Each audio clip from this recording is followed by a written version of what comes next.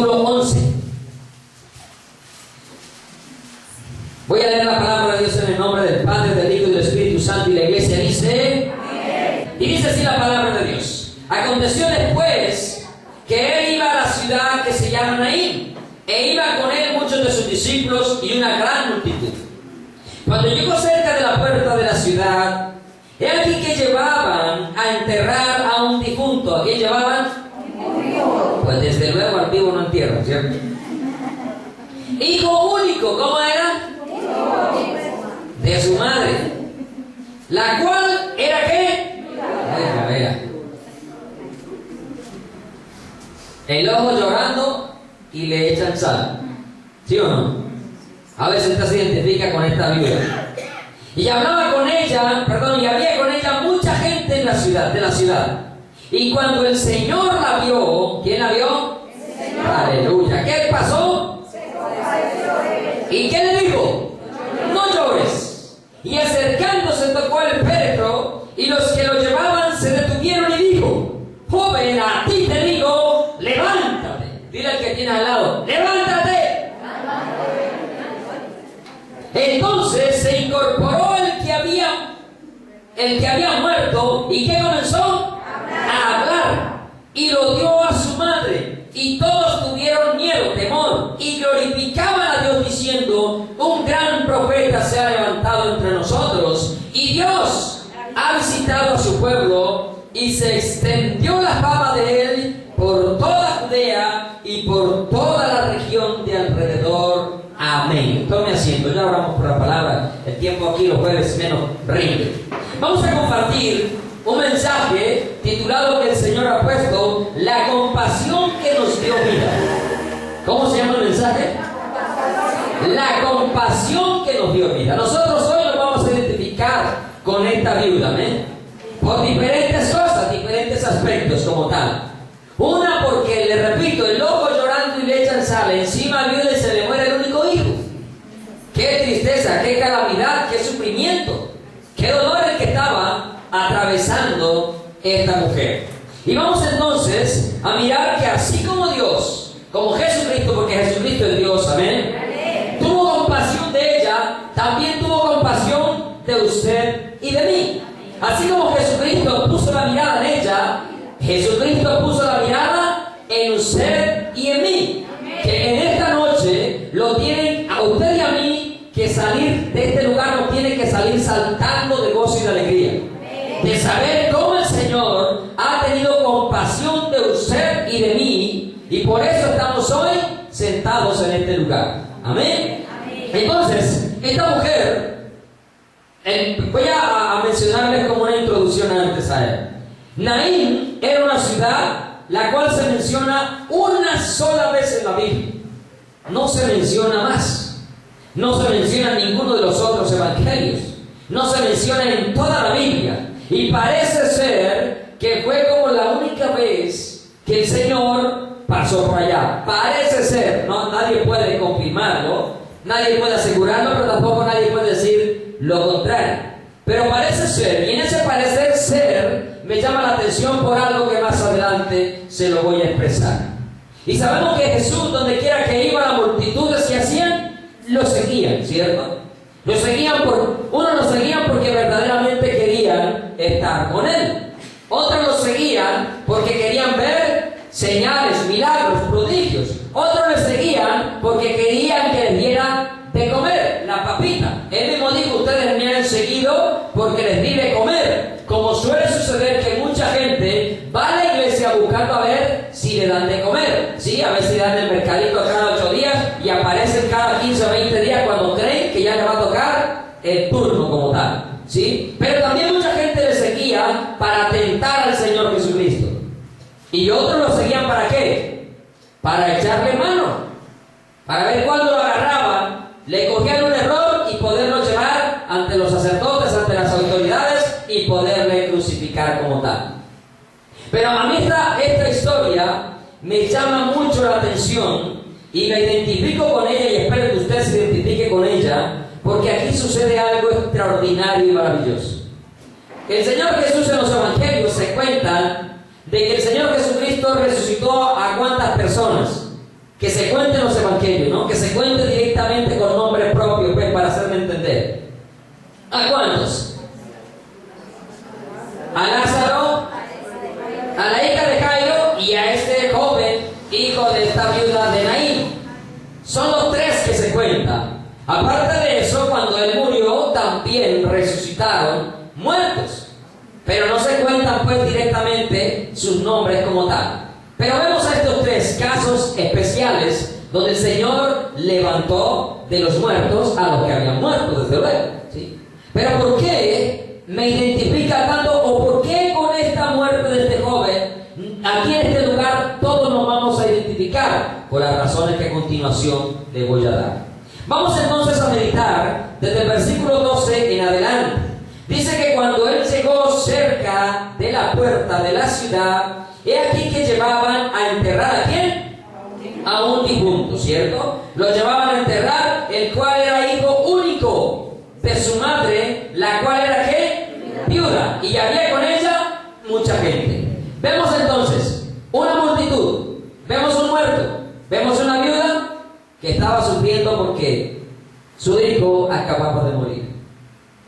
Entendemos que en la antigüedad las mujeres, hoy en día es que la mujer en la liberación femenina llega a trabajar en la manera como trabaja hoy en día, unas porque lo necesitan, otras porque lo quieren hacer, ¿sí? Pero antiguamente la mujer era dedicada a sus cosas del hogar, más allá de que también dentro del hogar tenía algunas funciones para trabajar, pero específicamente dependía, económicamente dependía del papá, dependía del esposo. Y si el esposo moría y dejaba hijos, entonces ella dependía de los hijos. Por eso todos sabemos, o hemos leído, que Pablo, cuando comienza a hablar de las viudas en Timoteo diré, él le comienza a decir que se ponga en la lista la viuda no menor de 60 años. ¿Recuerdan? Que se ha criado hijos, que se ha trabajado, que se ha lavado los pies de los santos, etcétera, etcétera. Una cantidad de requisitos, ¿sí? Para que la viuda sea cargada de iglesia, tiene que cumplir una cantidad de requisitos.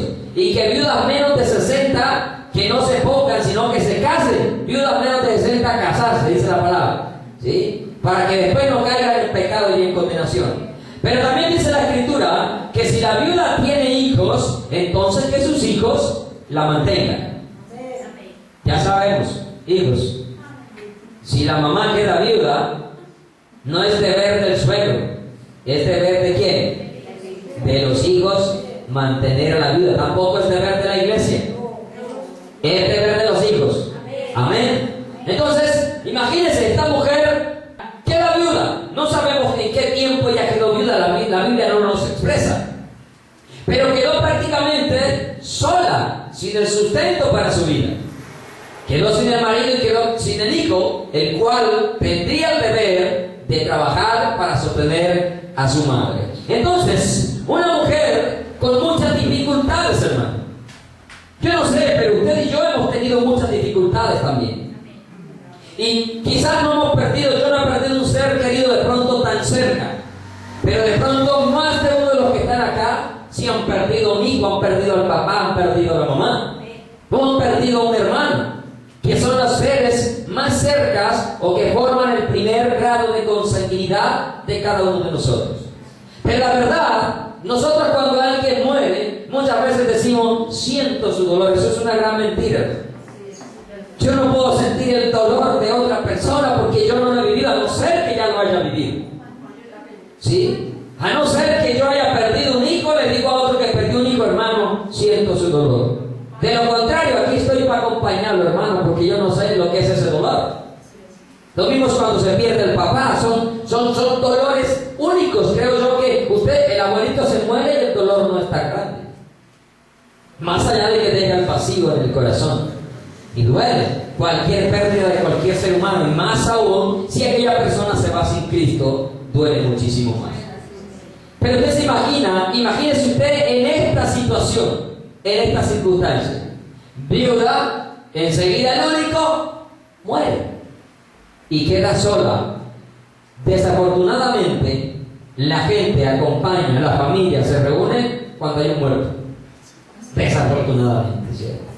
Y créame que este caso no era la excepción. Aquí dice que iba ¿qué? con ella mucha gente. Pero ¿qué pasa después de que a la persona la dejan enterrada? ¿Dónde queda la gente? Pues aquí se van. ¿Y cómo queda la persona? Sola, llorando allá en su casa, ¿cierto? ¿Y a quién abraza? ¿A quién consuela? Si era viuda y quedó sin el único hijo que tenía. Entonces, su hijo era único, hermano. Usted y yo también somos únicos en la tierra. Por más que usted tenga hasta un hermano gemelo, usted es diferente a su hermano gemelo. Por eso el ser humano tiene varias formas de reconocerse. Y una de ellas es a través de la huella dactilar. Aunque sean gemelos, su huella dactilar es distinta, es diferente. Cada uno de nosotros somos únicos en el planeta. Somos exclusivos, pero también somos importantes para Dios. A la misma manera que yo soy importante para Dios, también lo es usted. Amén.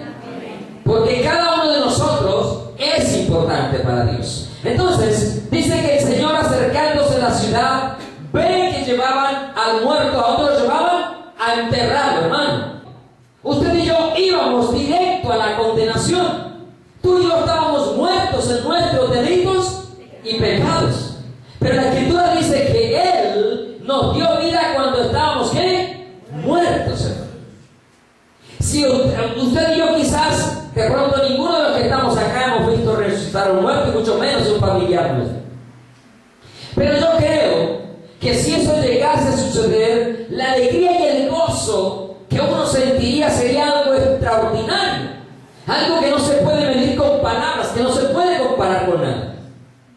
Yo no me imagino la felicidad de aquella mujer. Después de haber llevado a su hijo, lo llevaba a la muerte, a enterrarlo, para nunca más volverlo a ver, que se lo levante. Hermano, a nosotros nos tiene que causar un gozo muchísimo mayor. ¿Sabe por qué? Porque el muerto éramos usted y yo. Y nosotros íbamos directos a la condenación. El muerto no puede hacer nada por él mismo. Absolutamente nada por él mismo. Dice el versículo 13: cuando el Señor la vio, se compadeció de ella y le dijo: no llores. Y volviendo al 12, dice que iba con ella mucha gente y que lo llevaban a enterrar. La viuda tampoco se acercó a decirle: Señor, mira que era mi hijo único, estoy viuda. Nada de estas cosas. Y el muerto, pues mucho menos. Un muerto no habla, no abre los ojos, no camina, no piensa, no siente absolutamente nada. Nosotros, hermanos, estábamos muertos, íbamos directo a la condenación. Así como Jesús pone la mirada en esa mujer y sintió compasión de ella, hermanos, por la misma compasión que el Señor sintió por esa mujer, fue la misma que sintió por usted y por mí cuando íbamos directo a la condenación. El ser humano no ha hecho nada, y tú y yo nunca hicimos nada por acercarnos a Dios, por querer buscar a Dios, por querer conocerlo. De hecho, la palabra dice que nosotros no le amamos a Él primero, sino que Él fue el que nos amó a nosotros primero. Mira, hoy en día vemos cómo la gente no valora realmente lo que Dios ha hecho en la vida de cada uno de los que dicen ser hijos de Dios. Porque algunos sí, yo sé que ha habido gente muy buena gente. Y la palabra nos muestra hombres buena gentes, como el joven rico. Un hombre buena gente, no mataba, no robaba y no hurtaba. La misma expresión que nos dice hoy en día muchas de las personas: es que yo no soy malo, porque no mato, no robo, no hurto. Y usted y yo muchas veces quizás hemos pensado de la misma manera, o llegamos a pensar de la misma manera. De pronto acá no todos, ¿no? De pronto no, acá no todos salieron de las drogas, no todos eran alcohólicos, no todos fueron homicidas, no todos fueron homosexuales, lesbianas. O sea que de pronto no fueron trabajadoras sexuales. Y de pronto algunos fueron de la casa al trabajo, del trabajo a la casa, de la casa al estudio, del estudio a la casa, y era el modelo de muchachito en la casa. Eso hoy en día es muy difícil, ¿no? Pero todavía los hay, seres humanos que son modelos para los demás.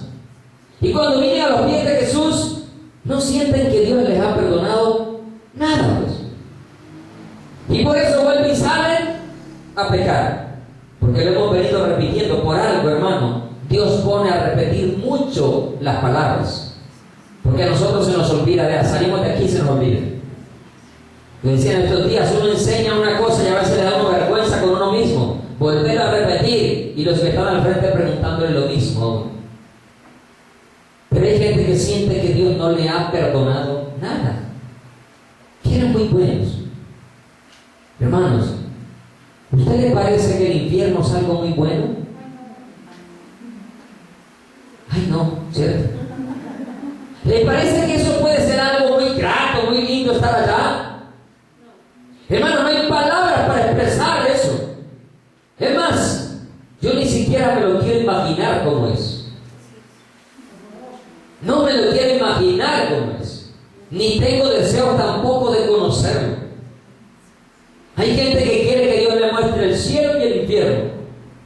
Hermano, a mí que me muestre el cielo, pero el infierno, déjelo allá quieto. A mí no me interesa conocerlo, y que me lo muestre.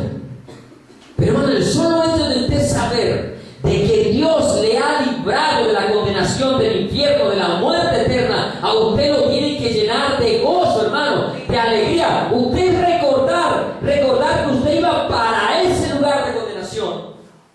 El solo recordarlo, hermano, usted lo tiene que llevar a vivir una vida recta, no por miedo, ¿sí? Porque nosotros yo no estoy buscando a Dios por miedo de ir al infierno, no. Yo por eso no estoy buscando a Dios.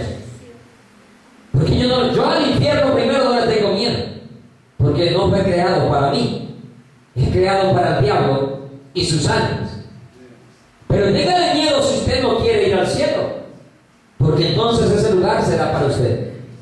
Y yo sigo a Dios no por miedo, sino por amor, por lo que Él hizo, por gratitud, hermano, de saber que ese lugar que dice la palabra, que fue creado para el diablo y sus ángeles, también estaba para mí, porque yo no le conocía a Él y porque yo estaba muerto. Como ese joven iba a la sepultura, iba al entierro, nosotros íbamos directos a la condenación.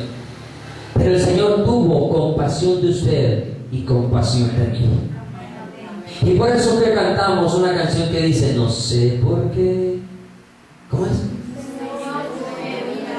No sé por qué en mí tú te fijaste, pero sí sé que es grande tu amor por mí. Hermano, lo cantamos y lo olvidamos. ¿Qué es lo triste? Porque abrimos la boca automáticamente, pero lo que abrimos no lo coordinamos, la boca que abrimos no la coordinamos con lo que pensamos, ni mucho menos con lo que sentimos en nuestro corazón. No sabemos por qué, pero sí podemos saber que es grande su amor y su misericordia. Y por eso dice la Escritura que su misericordia son ¿qué? Nuevas, cada mañana. Nosotros muertos no podíamos hacer nada por nosotros mismos. Pero por eso San Juan 3:16 es el amor de Dios inmedible, incalculable, incomparable. Es más, para nuestra mente a veces no tiene una comprensión exacta de lo que es el amor de Dios. Hermanos, que el bueno por los malos, eso humanamente no tiene lógica. Pablo dijo, osar alguno morir por el bueno, pero hermano, morir por el malo, hermano, eso no lo hace. Yo creo que usted y yo ni siquiera por el bueno lo haríamos, mucho menos por el malo. Y aquí habemos de toda clase social: drogadictos, alcohólicos, mentirosos, ladrones, adúlteros, fornicarios, ¿qué más? No sé qué más.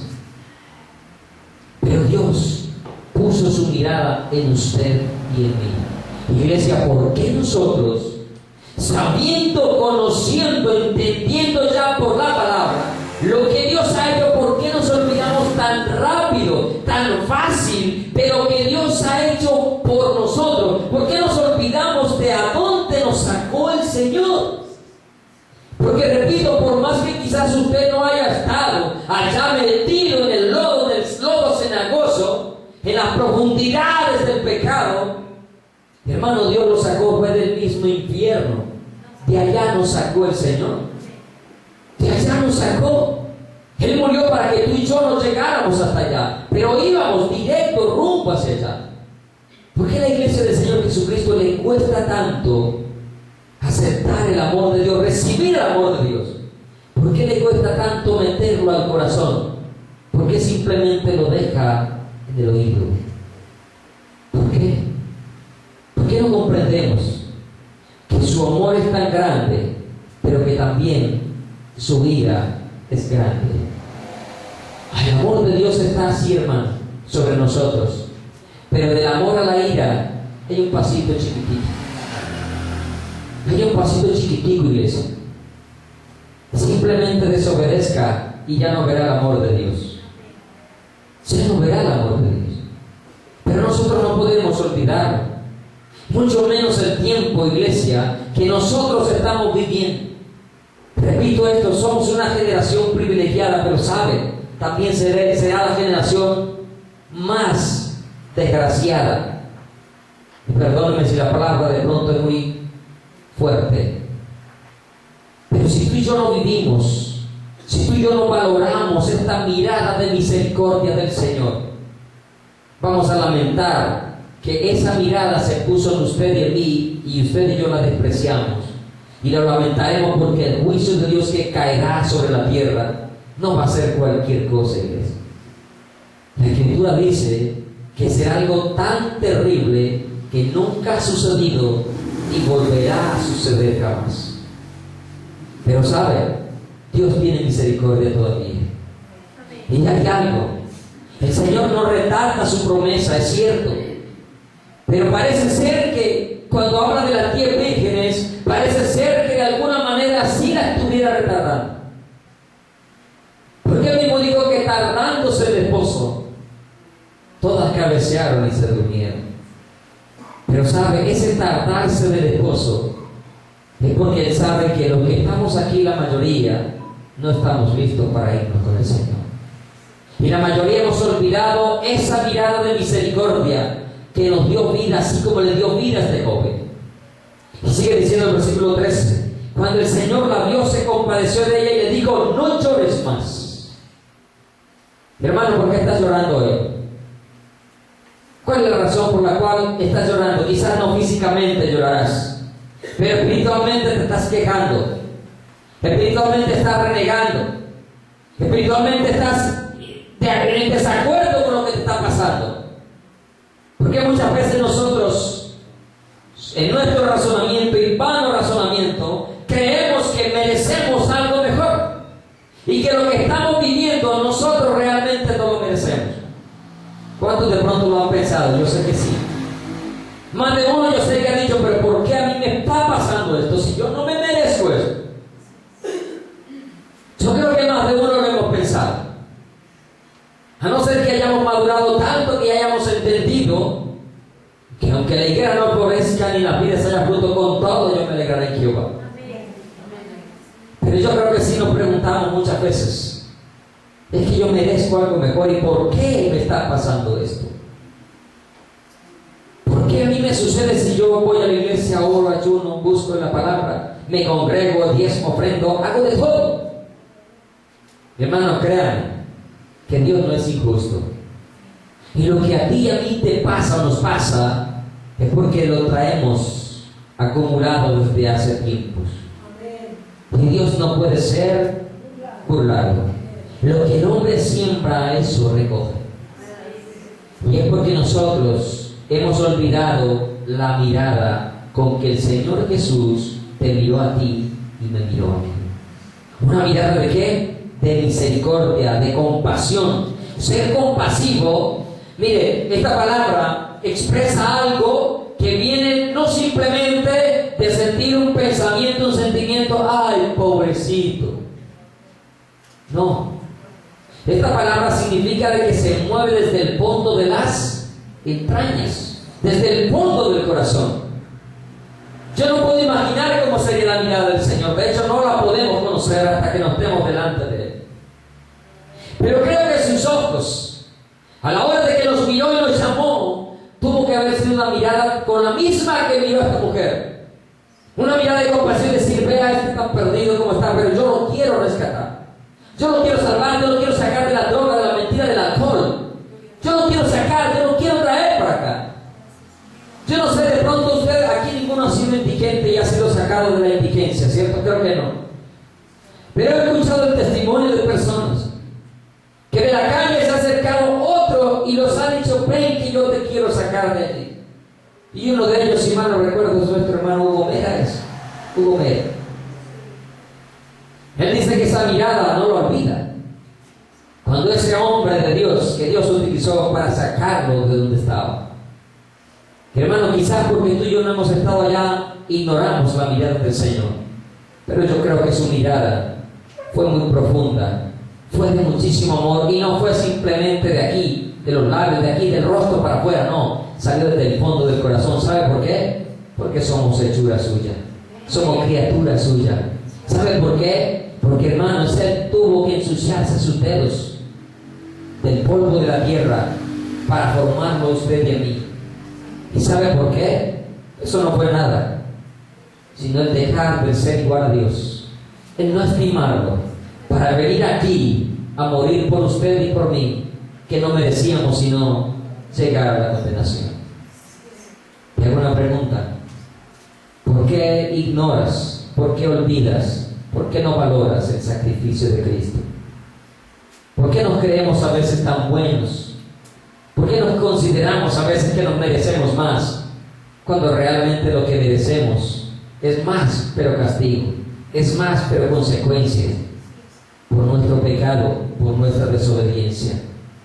Yo quiero invitarle a usted. Una vez les dije, haga una lista de las cosas que hace que no edifican para nada y del tiempo que le dedica a Dios. Ahora lo quiero invitar a hacer algo distinto. Ahora yo quiero que usted cada día se autoexamine, haga un examen y usted escriba si es necesario las veces que no cumple, sabiéndolo, porque lo triste es que lo sabe. ¿Cuántos saben que no podemos mentir? ¿Cuántas veces mentimos? ¿Cuántas veces mentimos?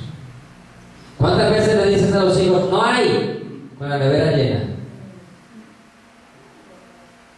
¿Cuántas veces le dices a tus hijos, no tengo, cuando tienes? ¿Cuántas veces mandas a contestar el teléfono y dices, no estoy, estando? Sabemos que la Biblia nos prohíbe mentir. Y no solo eso, muchas otras cosas más. ¿Cuántas veces miras a una mujer, varón, como no la tienes que mirar? Mujer, porque la mujer, de pronto la mujer en este sentido no va a mirar a otro hombre quizás para codiciarlo, pero sabe, mira mucho a la otra mujer para condenarla, por el pelo, por las uñas, por el zapato, por la cartera, por el color de la ropa, etcétera, etcétera, etcétera, etcétera. ¿Cuántas veces vemos, iglesia, que nuestros hermanos están fallando y no les decimos nada? ¿Sabe qué estamos haciendo con eso? ¿Sabes qué estás haciendo con eso? Cuando tú ves a tu hermano que está haciendo algo mal y no le dices nada, ¿sabes qué estás haciendo? ¿Sabes qué estás haciendo? Lo estás dejando que se vaya a la condenación. 1, 2, estás pecando. ¿Sabes por qué? Porque estás viendo que está haciendo algo malo y tu deber es decirle que está haciendo algo malo. Tu deber es hablarle para que tu hermano sea rescatado, dice la Escritura. Si te oyeras ganado tu hermano, lo has salvado. Y sabes que más estás desobedeciendo, porque el que sabe hacer lo bueno y no lo hace es pecado. ¿Cuántas veces fallamos en eso? ¿Cuántas veces sabemos, inclusive, que nuestros familiares dentro de nuestra casa están haciendo lo malo y nosotros dejamos que lo hagan? Yo digo nosotros porque nos incluyen, pero yo no digo sino con mi esposa y con mi hijo. Pues desde luego mi hijo hace cosas por naturaleza que no son buenas, pero no porque él tenga conciencia para practicarlas. Pero usted que tiene hijos conscientes, grandes, ¿cuántas veces permite que ellos pequen, practiquen el pecado en su casa y usted se hace el de la vista gorda, olvidando la mirada de misericordia del Señor, de donde Dios te sacó. Y hablo específicamente con papá y con mamá, con el que tiene autoridad dentro de la casa. Ahora, el hijo también es responsable cuando ve al papá y no dice nada. Pero escribamos las veces que nosotros le fallamos a Dios, ignorando el sacrificio de Cristo, ignorando lo que hizo en la cruz, olvidando el lugar de donde nos rescató. Porque este joven no alcanzó a llegar al cementerio. No alcanzó a llegar. Nosotros tampoco alcanzamos a llegar a la condenación. Porque Jesucristo dijo: no llores. Alto, mujer, pare. Y tocó mirada de misericordia con la que te miró a ti y a mí. Hermano, nosotros estábamos muertos, dice Efesios 2:1, que Él nos dio vida. Nos dio vida. Y se levantó, dice el versículo 14. Y acercándose tocó el féretro y los que lo llevaban se detuvieron. También te quiero decir, detente un momentico. Haz un alto. Reflexiona, medita sobre tus acciones dentro de la iglesia, fuera de la iglesia, dentro de la casa, fuera de la casa, en el trabajo, fuera del trabajo.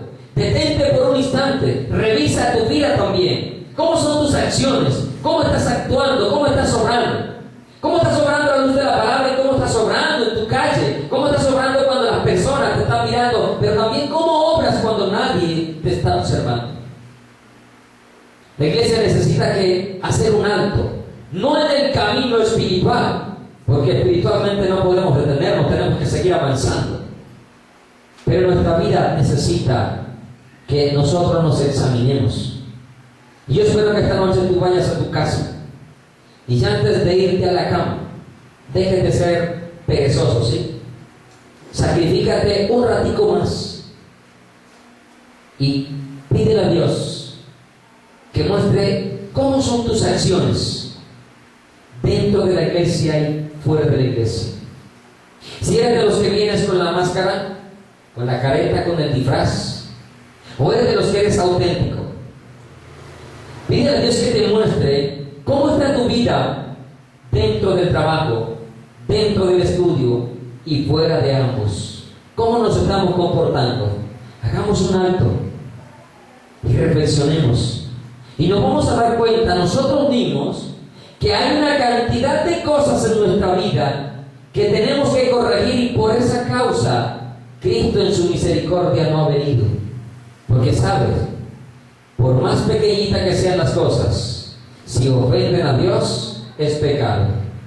Por más insignificante que parezca, si ofendemos a Dios, nosotros estamos pecando. Pero iglesia, no podemos olvidar que no podemos dejar que el tiempo avance sin que nosotros corrijamos lo que tenemos que corregir. Porque estar preparado implica de que yo corrijo hoy que estoy escuchando la voz de Dios. Hoy que estoy escuchando la palabra de Dios. Necesita que hagas un alto y reflexiones y medites en tu vida. En ese mismo alto, pregúntale a Dios, ¿por qué causa vienes a la congregación? ¿Qué es lo que te motiva a venir a este lugar?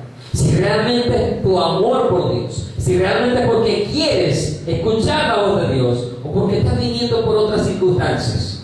Como lo hemos dicho en infinidades de veces, quizás te mueven las emociones, te mueve una mujer, te mueve un hombre, o quizás simplemente es perdóname la expresión, es el parche porque no hay más nada que hacer. Examina tu vida. Si realmente estás aquí porque amas a Dios con todo el corazón, y porque quieres obedecer cuando Él dijo no deje de congregarse como algunos tienen por costumbres. Dios es rico en misericordia, dice Efesios. Por su grande amor con que nos amó, estando nosotros muertos en pecado, nos dio vida juntamente con Cristo. Y sigue diciendo, por gracia soy salvo. Entendamos esto, hermano, que nosotros no nos merecemos la salvación, que fue un regalo de Dios. Este hombre no hizo nada para ser levantado de los muertos, pero Jesucristo fue y le devolvió la vida nuevamente. Hermano, nosotros hemos vuelto a nacer de nuevo. De hecho, hemos nacido por segunda vez. Hermano, no deje que ese segundo nacimiento se empañe y vuelva usted a morir por la desobediencia. La vida del Señor, hermanos, está un pasito. Yo no sé, esto sí no me canso de repetir, no me da vergüenza repetir, porque sabe, fue el mensaje que Dios me mandó a predicar. Y lo digo una vez, si Noé lo hizo 120 años, si yo lo tengo que hacer 120 años, lo haré. Pero yo sé que allá no vamos a llegar. Pero la iglesia tiene que comprender que no es un cuento, que no es una historia, que no es lo de siempre que usted ha escuchado, hermano, que si usted puede llevar 20 años y toda la vida han dicho que Cristo viene. No, hermano, es en serio, esta es la última generación. Esta es la generación que va a ver el glorioso arrebatamiento de la iglesia del Señor. Pero también es la generación que va a ver la ira física de Dios, hermano. Porque lo que nosotros sufrimos por nuestro pecado, hermanos, es nada para lo que realmente deberíamos nosotros de sufrir. Precisamente por su misericordia no sufrimos. Y dicen los salmos que no nos ha pagado conforme a nuestras iniquidades. Pero es necesario, iglesia, que tú no olvides que Dios te miró con una mirada de misericordia, con una mirada de amor desde el fondo del corazón. Y que así como se acercó a ese féretro, se acercó a ti, se acercó a mí. Porque Él fue el que nos buscó. Él dijo: no me eligieron ustedes a mí, yo los elegí a ustedes. Hermanos, no hay nada más rico y lindo y hermoso el saber que Jesucristo se acercó a mí. Hermanos, ¿cuál es la persona para usted en el mundo? En el mundo, hablemos como humanos. Piense cuál sería la persona más importante para usted en este mundo y que está muy lejos si usted no tiene la oportunidad de llegar a Él. ¿Cómo se sentiría si usted saliera a buscarlo, esa persona lo buscara a usted y se acercara a usted y lo tocara a usted y lo abrazara a usted y le dijera: ven, que me quiero tomar una foto con vos y te la voy a autografiar? ¿Cómo se sentiría usted? Yo creo que se sentiría muy bien. Sentirse, yo no sé, cuando yo estaba más pequeño o menor en edad, porque pequeño he sido, pero cuando estaba en edad más chico, a mí me gustaba el fútbol y yo veía los partidos y veía esos estadios hermosos, llenos de gente. Y yo decía: ¡ay, qué rico estar allá! Después estaba aburrido porque me tocaba irlos a cuidar allá. ¿Saben? Cuando estuve por primera vez en un estadio, no conocía al Señor, desde luego. Cuando estuve por primera vez y caminé por las gramas del Atanasio Girardot, porque creo que fue el primero que pisé. Hermano, usted no sabe cómo me sentía yo. Hermano, y eso es basura. Eso es nada. Hermano, a nosotros se nos ha acercado el autor de la vida, el que nos creó, el que nos rescató, el que nos salvó. Hermano, ¿cómo no nos vamos nosotros a sentir alegres que así como se le acercó a este muerto, se le acercó a usted y a mí, que estábamos también muertos, hermano? Y no se acercó simplemente para tocarnos, se acercó para darnos vida. Y no solo eso, ese hombre se levanta y lo tiene que mirar, hermano, al frente. Que el Señor le dice en el versículo 15: se incorporó el que había muerto y comenzó a ¿qué? A hablar, hermano. Otro problema que nosotros tenemos: Jesucristo se ha acercado, nos ha tocado, nos ha levantado, nos ha dado vida, ha hecho cosas gloriosas, maravillosas en usted y en mí, y nosotros estamos quedándonos callados, hermano. Si usted recuerda todas las cosas por las que ha pasado desde el momento en que usted se convirtió, bueno, si es que se ha convertido, esa es otra también, ¿no? Porque si hay gente yendo años y años y años a la iglesia y nunca se han convertido. Créalo, hermano. Dentro de la iglesia hay mucha gente convencida, pero no hay convertidos. Saben que la Biblia es la palabra de Dios. Saben que Cristo murió. Saben que derramó su sangre. Saben que perdonó su pecado. Saben que vino una vez y que vuelve otra vez. Saben que aborrece el pecado, pero la gente no actúa conforme a lo que sabe. ¿Por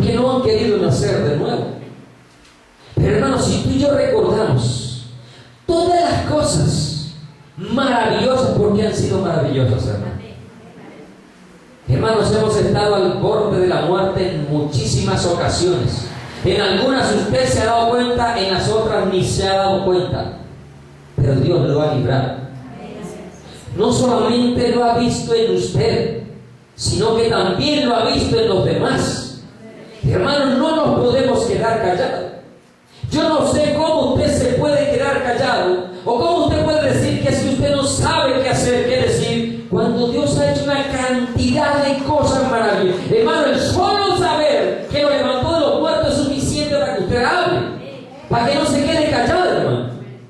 Dice que este hombre comenzó a hablar, hermano. Comencemos a hablar, comencemos a decir, a anunciar las cosas que el Señor ha hecho en nosotros. Comencemos, dice que la fama del Señor se extendió por toda la región. Hermano, ¿saben en tu trabajo? ¿Saben en tu universidad? ¿En tu colegio? ¿En tu barrio? Tú que practicas de pronto deportes, en algún equipo, ¿saben en tu equipo, conocen en tu equipo la fama de Jesús? ¿Conocen en tu vecindario? Los que te conocen y aún los que no te conocen sabrán de la fama de Jesús. Miren que dice el versículo que se extendió la fama de Él por toda Judea. ¿La fama de quién? De Jesús, no la mía, no la suya. ¿Saben de Jesús? ¿Pero por qué se extendió? ¿Por qué se extendió? Porque comenzaron a hablar, hermano, lo que había hecho. Se extendió, hermano, lo que Dios ha hecho. Es necesario que tú lo extiendas a tus compañeros, hermano. Trabajo, colegio, universidad, lo que sea. Es necesario que la fama de Jesús, que lo que Él ha hecho en tu vida, lo conozcan los demás. ¿Sabes para qué?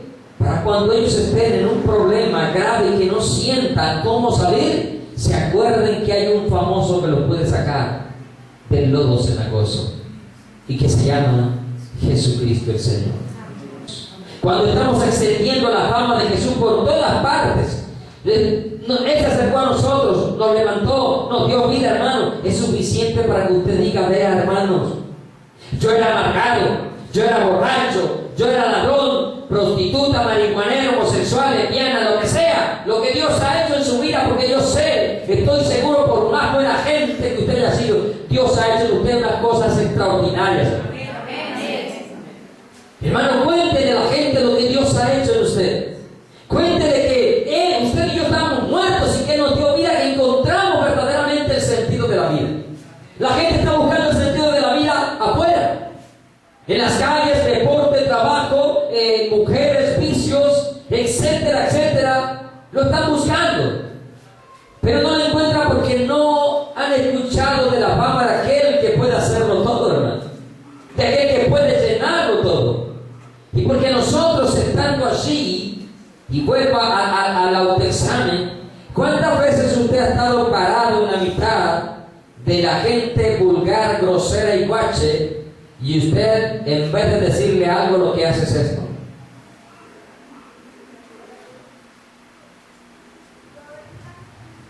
¿Cuántas veces? Pregúntese.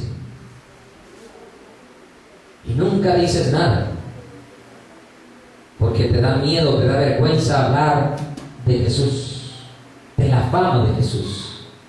¿Cuántas veces de pronto hacen, yo mejor me voy?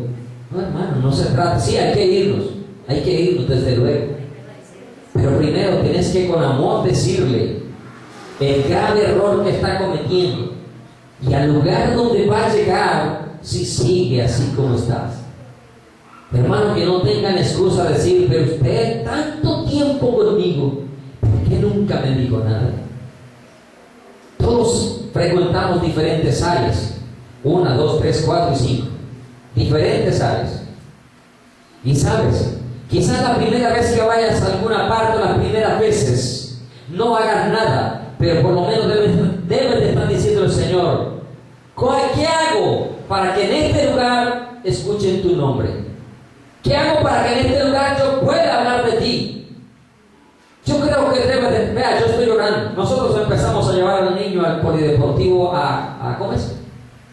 A fútbol, para que haga deporte, ¿sí? Y yo le estoy pidiendo a Dios, Señor, ¿qué hago para hablarles a estos que están aquí viendo jugar los hijos? ¿Sabe? Ya el Señor me puso algo para hacer, mañana lo voy a hacer. Porque es imposible que un hijo de Dios se quede parado como un payaso, gente perdiéndose ahí atrás, y usted no diga ni haga ni mu. Como dice el hermano Alberto, aunque sea sacarle la lengua. Y escribir con el escrito aquí, porque tenemos que hacer algo, amén.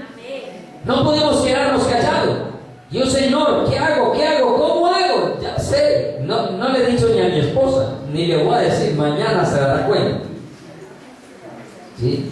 Aunque mañana tengo un compromiso, Pero el Señor ya puso algo para hacer, hermano, porque no podemos dejar contar la fama de Jesús, hermano, lo que Dios ha hecho. Y no solo lo que Dios ha hecho, lo que Dios puede hacer por esos perdidos. Es que el deseo nuestro, ya Dios nos rescató. Gloria a Dios, aleluya, somos salvos, amén. Hermano, pero también no le gustaría que esa gente también se salve. ¿A usted no le gustaría que los musulmanes también conozcan de Jesucristo? Pues claro, pueden ser los más asesinos que hay en el mundo. Pero hermano, pero nuestro deseo es que también se conviertan y conozcan. Pero hermano, hable. Se paró hablando, hermano, usted y yo. No debemos ser, así como no cerramos la boca para hablar otras cosas, hermano, que no cerremos la boca para hablar de Jesús. Y más si se encuentra en la suegra, ¿cierto? Las hermanas, las mujeres. Hermano, no podemos quedarnos callados. Y eso va a hacer que el temor llegue a la vida de ¿quién? De las personas. Dice que todos tuvieron miedo. Aquí habla de miedo.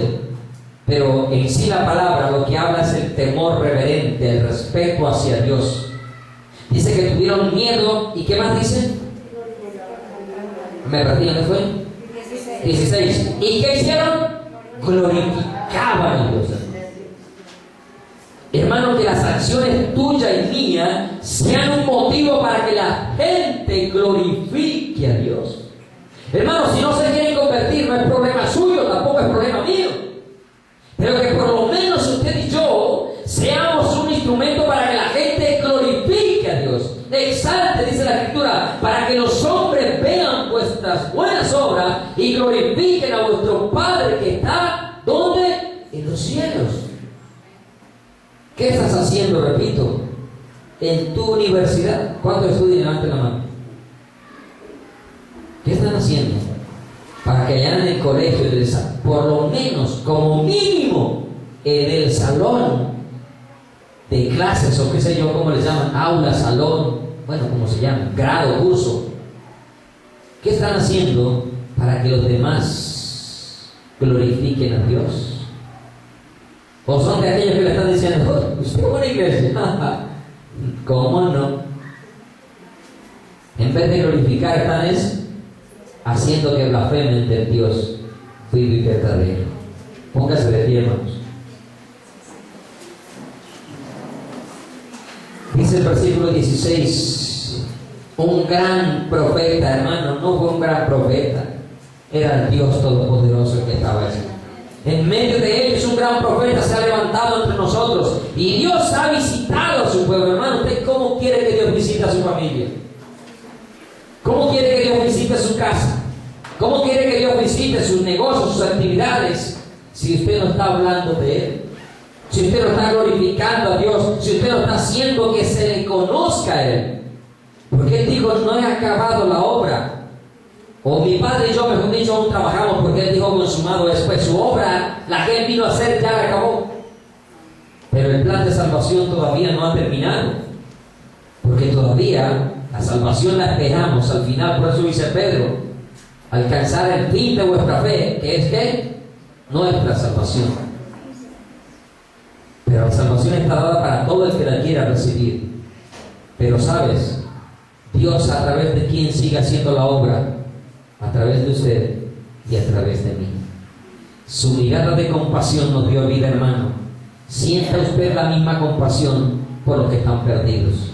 Sintamos la misma compasión por los que están perdidos. ¿Sí? Yo le decía al hermano Enrique, qué rico que aquí pudiésemos tener de verdad la oportunidad de predicar todos los domingos, pero con sonido.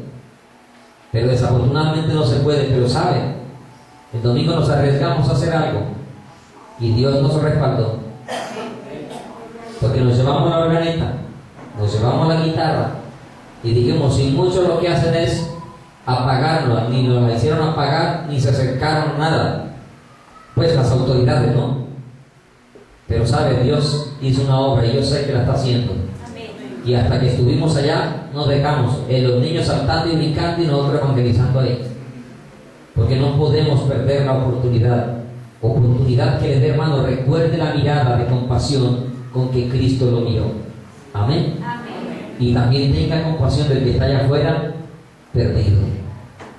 No importa. A veces nosotros nos desesperamos y decimos que pereza. No, sí, o sea, hay personas que ya definitivamente no más. Pero hermano, todavía hay gente que quiere escuchar a Dios. Todavía hay gente que está esperando ver los verdaderos hijos de Dios. ¿Sí? Hoy estábamos orando por alguien, pero antes de ir me preguntaron, ¿y usted cuándo cobra? Porque ese es el concepto de la gente. La gente no quiere hablar con pastores porque los pastores cobran. ¿Sí? ¿Y usted cuánto cobra por orar por mi papá? Por Dios, hermano.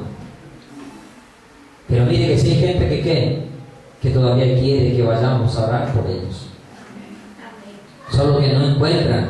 Hermano, nosotros tenemos que ser de los que ostentamos la fama de que en este lugar predicamos la palabra gratuitamente, de que ostentamos la fama de que Jesucristo no cobra un peso por salvar a nadie, no cobra un peso por sanar a nadie, no cobra un peso por acercarnos a Él, que todo lo que Él nos da es gratuitamente.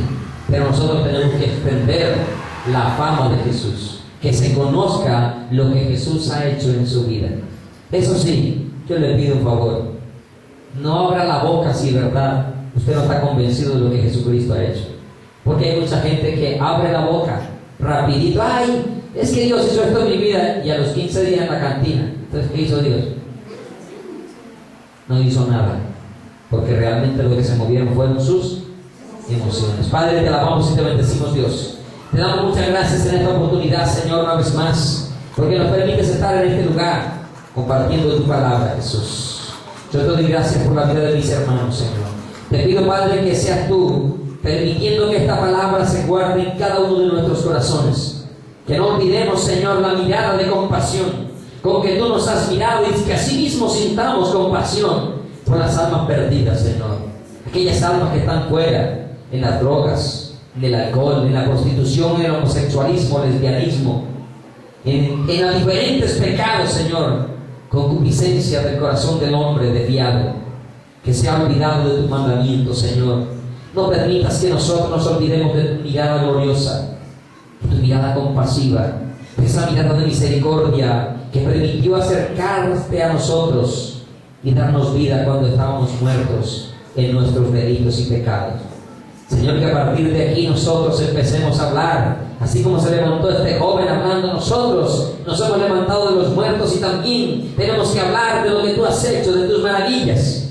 Me imagino a aquel joven, Señor, levantado, diciéndole a la gente, vea, yo estaba muerto, iba para la sepultura, pero aquí que un hombre que se llama Jesús de Nazaret se acercó, tocó, me dijo, levántate, y yo me levanté, y aquí que estoy vivo, Señor. ¿Cuánto más este joven que tuvo una vida física? Ahora nosotros que tenemos una vida espiritual, aleluya, debemos levantarnos, Señor, con poder, con autoridad, y decir y contar que Jesucristo nos ha dado vida en abundancia, que Él nos ha dado la vida eterna, que nos ha rescatado, que nos ha salvado, porque íbamos directo a la condenación, porque estábamos sin Él, muertos en nuestros delitos y pecados.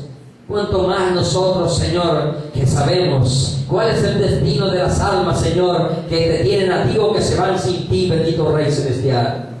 Cuanto más que nosotros conocemos la verdad de todas las cosas, cuánto más nosotros debemos de anunciar que tú eres el único que puedes salvar, que tú eres el único que puedes dar vida y vida en abundancia, Señor. Tú permitas, oh Dios, que nosotros no quedemos callados frente a la mentira, frente al engaño. No permitas, Señor, que nosotros nos paremos frente al católico, frente al testigo de Jehová, frente a las diferentes sectas, y nosotros nos quedemos callados como si ellos estuvieran en la verdad, Señor. No permitas que eso suceda.